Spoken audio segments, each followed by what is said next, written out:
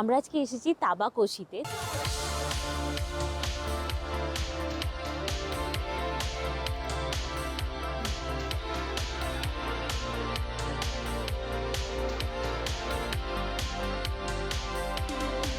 তাবাকশি হলো মিরিকের একটা ছোট্ট গ্রাম। তো তাবাকশি মেনলি ফেমাস হচ্ছে ওর রংবং নদীর জন্য। আমার পিছনে যে রিভারটা আছে এটাই হলো রংবং রিভার।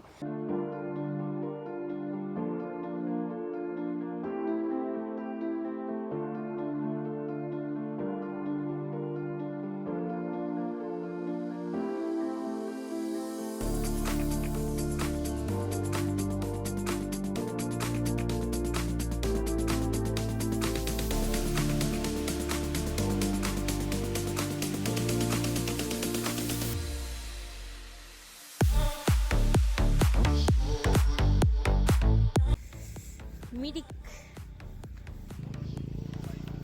হ্যাঁ বাহ,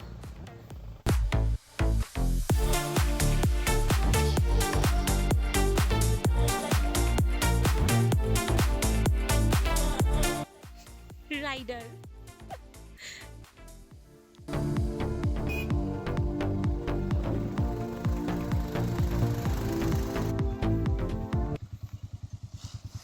আস্তে, হ্যাঁ হ্যাঁ পা পিছাচ্ছে, আস্তে ধরবো আমি।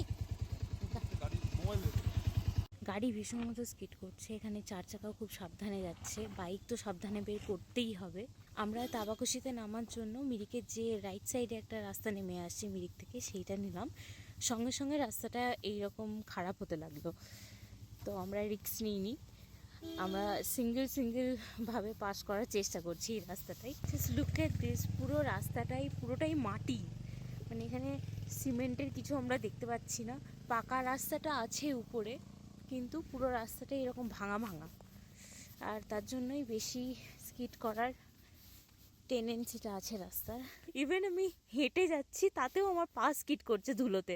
এরকম ধুলো ধুলো রাস্তা পাহাড়ে ভীষণ রকমের ডেঞ্জারাস হয়। ধীরে ধীরে ধীরে ধীরে ধীরে, বাঁ দিক নিয়ে নে।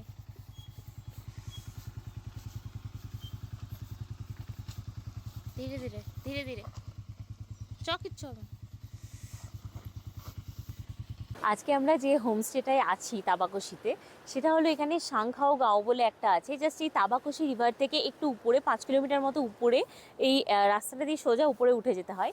হোমস্টেটার নাম হলো রুদ্রপ্রিয়া হোমস্টে, এবং হোমস্টেটার চালান এনার ওনার হচ্ছে প্রপার বাঙালি, একজন ভদ্রলোক ভদ্রমহিলা। এই হোমস্টেটার নামটার নাম হচ্ছে সাংখমান গাঁও।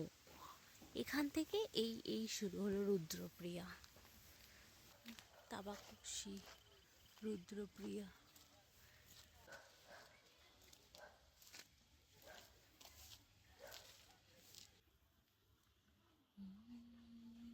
এই কটেজটা হচ্ছে আমাদের, এই হোমস্টেটায় আমরা আছি। উপরে টেন্টও আছে, যদি কেউ চাও তারা টেন্টগুলোতেও থাকতে পারো। টেন্টগুলো খুব ভালো করে সাজিয়ে রেখেছেন, তো আমার তো খুবই ভালো লেগেছে। এনাদের ব্যবহারও খুব ভালো, খাবার তো পুরোটাই বাঙালি।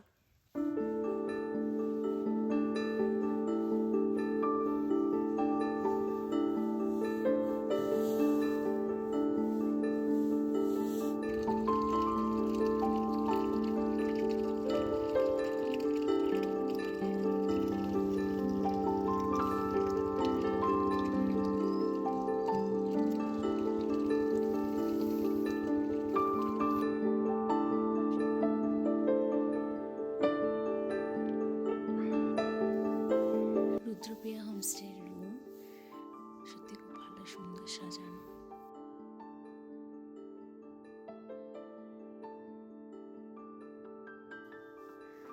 এটা টয়লেট, গিজার আছে, ঠিক এর পাশেই আছে বারান্দা। আই থিঙ্ক এখান থেকে নদীটা দেখা যায়, তাবাকশির রংবো নদী, সেটা দেখা যায়, আমরা শুনতেও পাচ্ছি।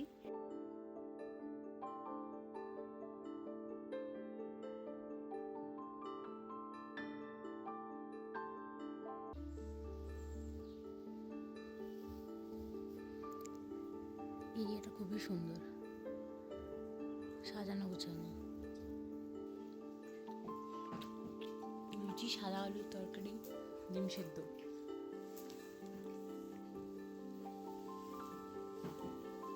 এর একটা ছোট্ট খাট্ট গ্রাম, বাড়িগুলো খুব সুন্দর গ্রামটার, সাজানো গোছানো।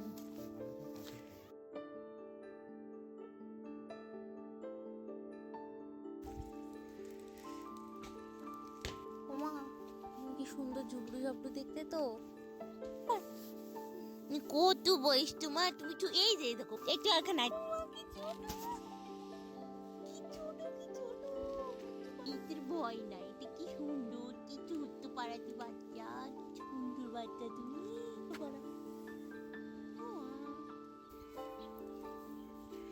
আর কি চাই, এত রেসিডেন্স, সামনে পাহাড়, চারিদিক ব্লু গ্রিন, সবকিছুর সমন্বয়ে দারুণ লাগছে।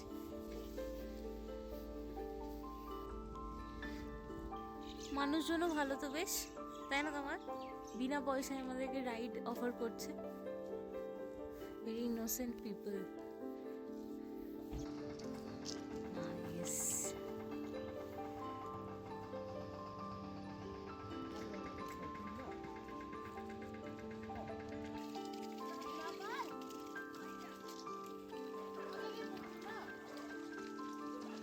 কি সুন্দর না গাছটা।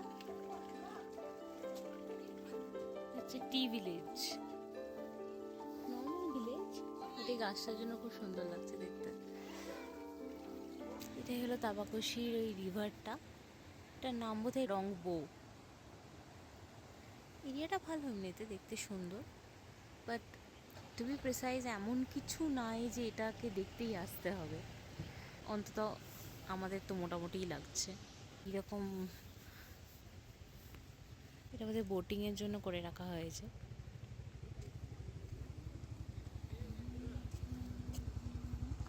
এখানে একটা পার্কও আছে।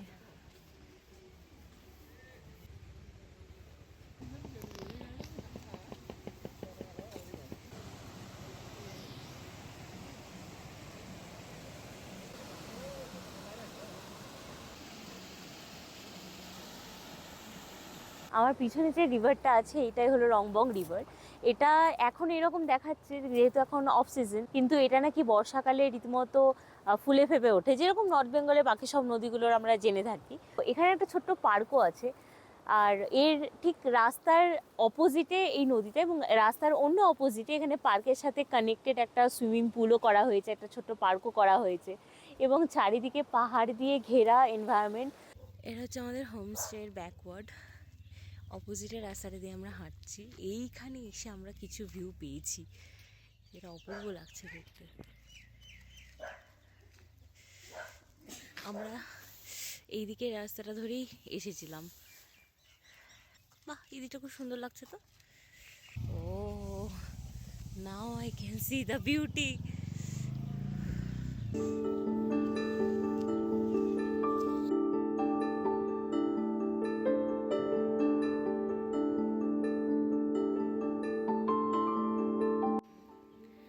ইস, একটু ক্লিয়ার যদি হতো ভিউটা, দারুণ লাগতো দেখতে।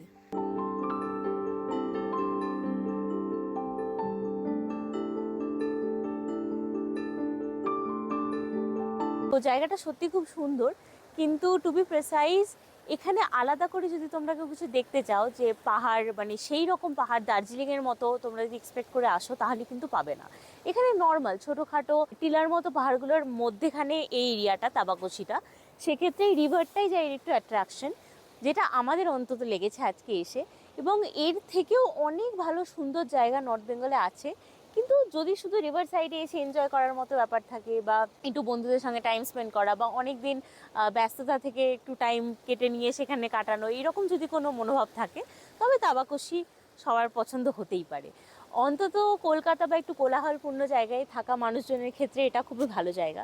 কিন্তু যেহেতু আমরা নর্থ বেঙ্গলেই থাকি এবং আমরা এর থেকে আরও অনেক ভালো জায়গা দেখেছি, তো আমাদের এটা মোটামুটি ওকেই লাগলো জায়গাটা।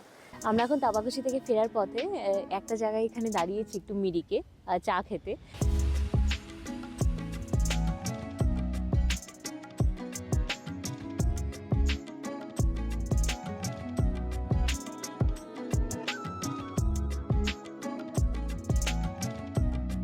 কালকে যখন আমরা যাচ্ছিলাম তাবাকুশিতে, আমরা গুগল ম্যাপ ধরে যাচ্ছিলাম, তো ম্যাপ আমাদেরকে যে রাস্তাটা দেখিয়েছিল আমরা সেই রাস্তা দিয়েই নেমেছিলাম।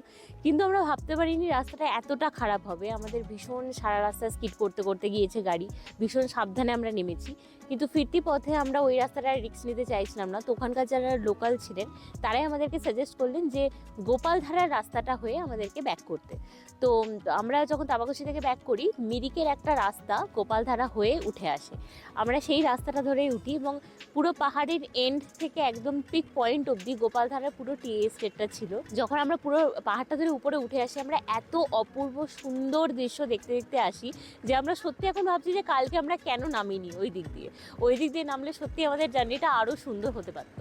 তো যদি আপনারা আসেন তাহলে আমি সাজেস্ট করব যে দয়া করে ম্যাপ ধরে একদম খাড়া ওই স্টিপ রাস্তাটা ধরে না নেমে গোপালধারা টি এস্টেট হয়ে নামতে। আর বর্তমানে আমরা এখন মিরিকের একটা পয়েন্টে এসে দাঁড়িয়েছি, যেখান থেকে পুরো মিরিকটা আমরা দেখতে পাচ্ছি, অপূর্ব লাগছে দেখতে। এবং আজকের ওয়েদারটা গতকালকে থেকে একটু বেটারও আছে, সেই জন্যও হয়তো আমরা পুরো সিনটা দেখতে পাচ্ছি, যেটা আমরা এক্সপেক্ট করিনি যে কালকে দেখতে পাবো। তো ছোটো করে বলতে গেলে আমাদের একদিনের তাবাকুশির ট্যুর ওভারঅল ভালোই ছিল।